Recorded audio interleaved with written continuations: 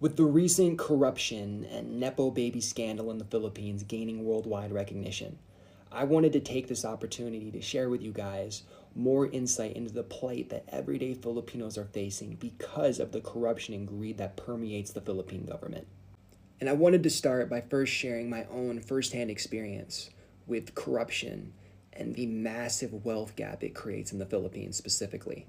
In my early 20s, I was lucky enough to get a scholarship to be an intern at Mentors International at their office located in Pasig City, Metro Manila.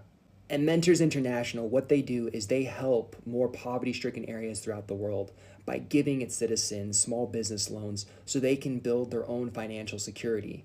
And an awesome thing about being a part of the Pasig City team was that we had a 95% success rate, meaning that 95% of loans that we had given out were paid back in full in less than 3 years.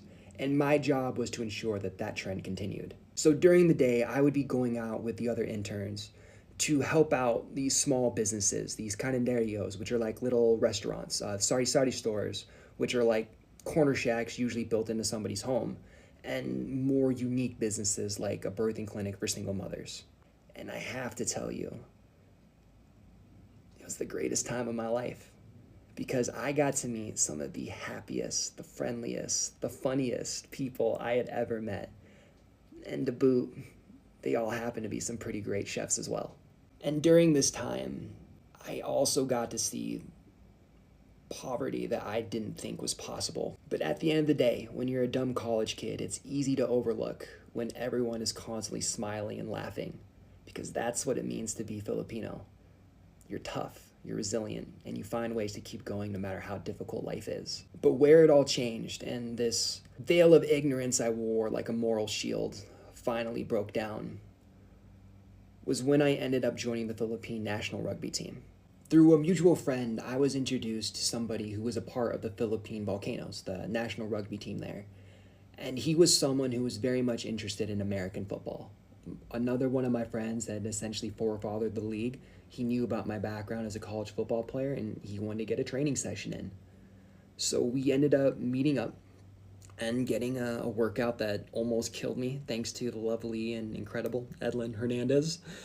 But at the end of it all, he asked me if I wanted to go to rugby practice with him to meet some of the guys there. And as a young kid who loves to compete, I jumped at the opportunity to be able to train with some of the best rugby players in all of Asia. And to make a long story short, next thing I know, this ended up being an informal tryout, and I am now a part of the Philippine national rugby team.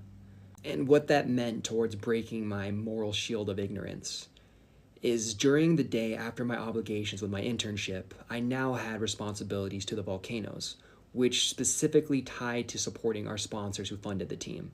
Meaning that events they would put on, I would be tasked alongside some of my other teammates to attend these events as the quote unquote celebrity attraction. Again, I'm not a celebrity, I would never consider us celebrities, but we were used to get more people to attend these events. And during this time is where I got to see the wealth of the Philippines, the true wealth. I saw things that I never thought possible, even in my experience growing up in the States. There was a time where I remember, actually not even a time, this was multiple occasions, but there was a period where I would see Bugattis, Ferraris, and Lamborghinis just lined up outside, and it was done in a way that was so normalized that no one really batted an eye. No one batted an eye that people were out there just lining up luxury cars like we did with Hot Wheels at Christmas in our childhood.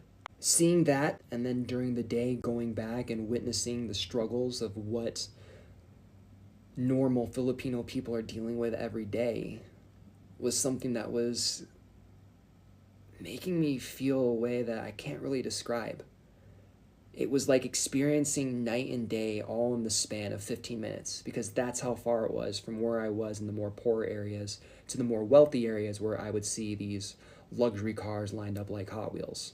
And I'm going to be completely honest with you guys, during this time, I'm still trying to be ignorant here. I'm trying not to think too heavily about everything. But all of that was about to change, because towards the end of my internship in October, our manager had asked us to head out to that birthing clinic. And he had warned us that we might be seeing things that we were not ready for, but that it was going to be a great experience for all of us. And in my mind, I'm thinking he's saying that because I'm a guy, right? I'm 20 years old. I'm going to a birthing clinic. It's probably not something I'm going to be the most comfortable with. But what he was referencing was actually much worse. Because as we headed to the site, we ended up having to pass this compound. And in this compound, there was just dirt and gravel, and then just concrete homes surrounding like this little area. And in this compound, there was an old jeepney. And a jeepney, for those of you who aren't familiar, is kind of like a minibus. It's the best way I can describe it. And as myself and the other interns are passing by, a group of kids end up popping out. And they couldn't have been older than 5 or 6. And they see me and the interns, and I'm much larger than the average Filipino. I'm 6'2", well over 200 pounds, and at the time, I'm an international rugby player. And they come running over, laughing, smiling, asking me to flex my arms for them, and wanting to know if I'd be willing to let them practice their English on me. And of course, I'm going to let them. And I got to get to know these kids, and they're smiling, they're laughing, they're talking about their grandma, and eventually the other interns start to look at their watches and realize that we got to get going to this clinic or we're going to be late.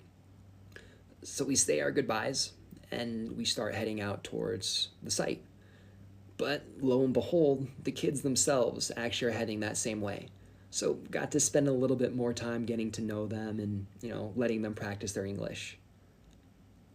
But as we're walking towards the birthing clinic, I've registered something that I didn't notice initially, which is that each and every one of them was carrying a plastic bag that was filled to the brim, packed like a pillowcase after trick-or-treating. And it reminded me of what our manager had shown us about a week ago, which was a documentary on Pog Pog. And for those of you who don't know what Pog Pog is, please look it up. But the Spark Notes and Cliff version of it is essentially, Pog Pog is what extremely poverty-stricken Filipinos either sell or eat. And how they build Pog Pog, or how they make it, is they go around and they dumpster dive. They look for bones that might have even a little bit of meat left on them, or anything that they can throw into a pot of boiling water to sanitize to the best of their ability so they have something to eat or sell. And again, I'm trying to wear this shield of ignorance. I don't want to think about this too heavily. But as we get closer to the site, we start to come across an area that can only be described as a slum. There's homeless people sitting everywhere. There's trash heaped up in the corners. And under some of the awnings, there are people that are sitting in front of boiling water pots.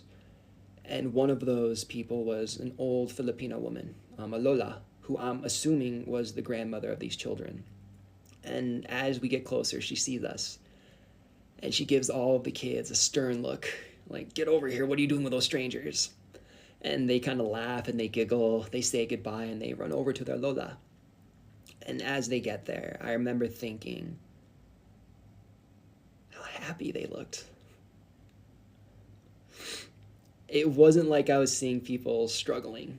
It was like I was seeing people with all the wealth of the world.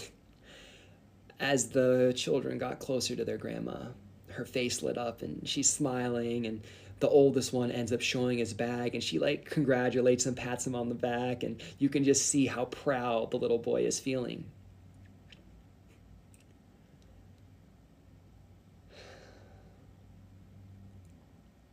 But at that moment is when he ended up emptying his bag. And reality set in. I gotta take a break and leave this up for a part 2. And if you hear that jet, I'm sorry. I live near an Air Force base.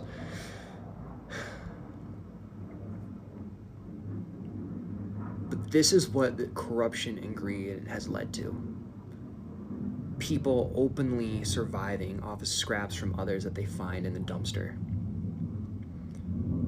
And when I made an analogy in my prior video around the difference between a flea bite for you is a viper bite for someone else, I want to explain what that means. What that means is you in that Birkin bag that costs $40,000, or that dinner, or whatever else these Nepo babies are grabbing and showing off online. Not having that as a flea bite to you, because all it does is maybe diminish your social posting schedule. You now don't have the newest bag that you can brag to your friends about. To me, that's a flea bite. It's vanity. It doesn't affect your survival. But that money, $4,000, $40,000, in the hands of somebody like the children and their Lola, can change and save their lives. But because these greedy officials are consistently stealing from the Filipino people to uphold their lavish lifestyles, they get left behind. And that's why this is such a big that's why this is such a big issue that can't be forgotten. Because even at this moment, there's another kid out there right now who's rummaging through the trash trying to find food for his family. And it's all because these Nepo babies are still wearing their shield of ignorance and flaunting it everywhere they go so they don't have to feel bad about their actions.